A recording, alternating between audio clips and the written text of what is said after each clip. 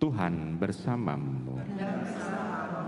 Inilah Injil suci menurut Santo Markus. Dimuliakanlah Tuhan.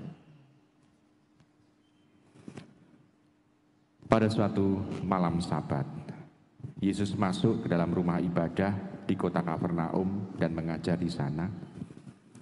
Orang-orang takjub mendengar pengajarannya, sebab ia mengajar sebagai orang yang berkuasa, tidak seperti ahli-ahli Taurat.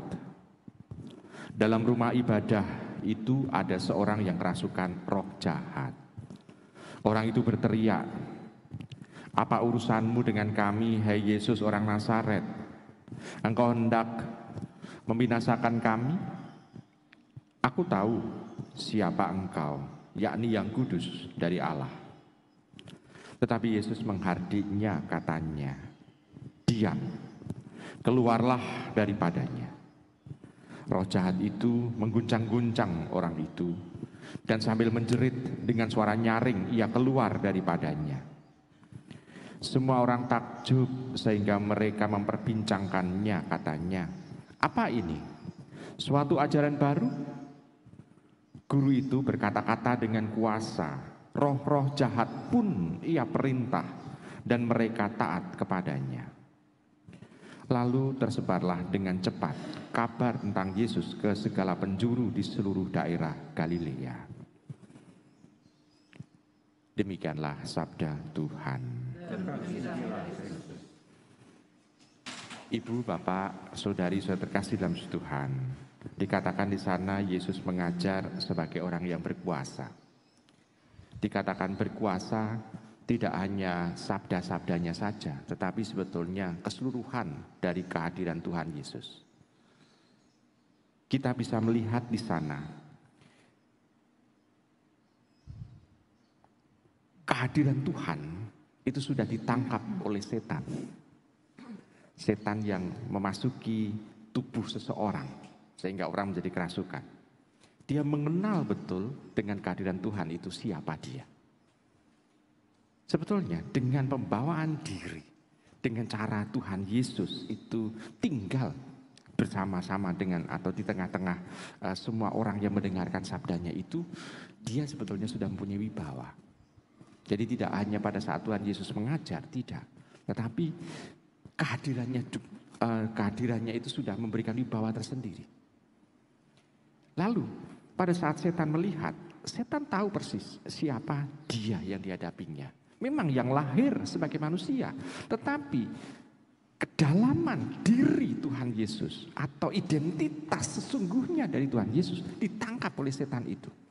Dan setan mengatakan, "Engkaulah yang kudus, yang datang dari Allah." Di sana kita bisa melihat kehadiran Tuhan sudah ditangkap. Apa yang diomongkan oleh setan sebetulnya benar, tetapi setan disuruh pergi. Supaya pewartaan dari setan itu tidak menjadi pegangan. Kenapa? Karena Tuhan menginginkan kalau orang mengenal dirinya, orang melihat dengan kepala sendiri, bisa merasakan sendiri, bisa mendengarkan sendiri. Pokoknya yang penting adalah datang merasakan kehadirannya, bukan karena pewartaan dari pertama-tama yang tidak sesuai dengan apa yang dikehendaki oleh Tuhan, yang tidak diutus oleh Tuhan. Setan kan gak pernah diutus oleh Tuhan. Maka setan walaupun yang diomongkan benar, tapi kalau itu didengarkan terus-menerus akan bisa untuk jelomprongke. Nah, baik, yang pertama wibawa, kuasanya adalah wibawa kehadirannya itu. Lalu yang kedua adalah sabdanya. Sabda ini sungguh-sungguh luar biasa. Dia tidak hanya Tuhan Yesus, saya bayangkan dia tidak hanya mengajar dengan menghafal isi kitab suci, kenal dengan semua dalil-dalil agama, tetapi dia mengajarkan orang sehingga orang bisa tertarik, sehingga orang mau untuk menjalani jalan keselamatan itu. Jadi ada suatu ajakan, ada sesuatu yang membuat orang itu bisa mengatakan ngeh gitu loh. Oh, ini Allah sendiri yang bersabda. Jadi tidak hanya mengulang-ulang ajaran masa lalu, juga bukan hanya mengulang-ulang dalil-dalil agama, tetapi dia sendiri men-sharingkan, seolah-olah men-sharingkan sesuatu. Sehingga orang itu merasakan ajakannya. Jadi kita bisa melihat yang pertama adalah kehadirannya, yang kedua adalah sabdanya. Yang berikutnya adalah yang mempunyai wibawa adalah sungguh-sungguh apa yang disabdakannya ini bisa membuat kebaikan. Setan pergi. Kebaikan itu menjadi muncul karena orang mengalami kesembuhan. Dari situ orang mulai menangkap apa maksud tujuan dari kehadiran Tuhan Yesus. Maksud tujuan kehadiran Tuhan Yesus adalah membawa kehadiran Allah. Yang kedua adalah memberikan kebaikan kepada orang yang menerima kehadirannya.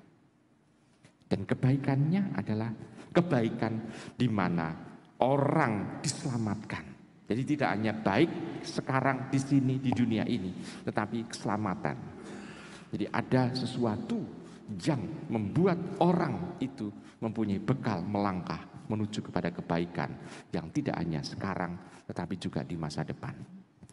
Ibu bapak, saudara-saudara terkasih dalam Tuhan, kalau sekarang kita bisa mengenali Tuhan Yesus sebagai yang berkuasa, apakah dalam kehidupan kita, kalau kita berdoa kepada Tuhan Yesus, ada sesuatu dalam diri kita yang menarik kita supaya kita bisa menikmati kehadirannya, bisa menikmati sabdanya, bisa menikmati apa yang datang dari Tuhan itu dan kita bawa dalam kehidupan kita sehari-hari sehingga kita bisa menjadi pelaku-pelaku dan meneruskan sabda Tuhan itu untuk orang-orang yang kita hadapi.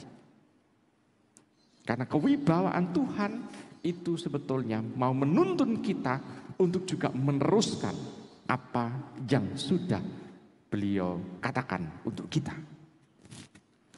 Ibu, bapak, saudara-saudari yang terkasih dalam Tuhan, saya percaya dan saya yakin pada dalam kehidupan kita sehari-hari kita mampu untuk meneruskan apa yang disabdakan oleh Tuhan dengan kita melakukan kebaikan dan kita pun juga dengan kalau Tuhan itu sudah ada dalam diri kita, kita pun juga bisa mengusir kejahatan di dalam diri kita dan itu adalah setan dalam diri kita bisa kita usir dan kita bisa berjalan di dalam kebenarannya. Selamat merenungkan.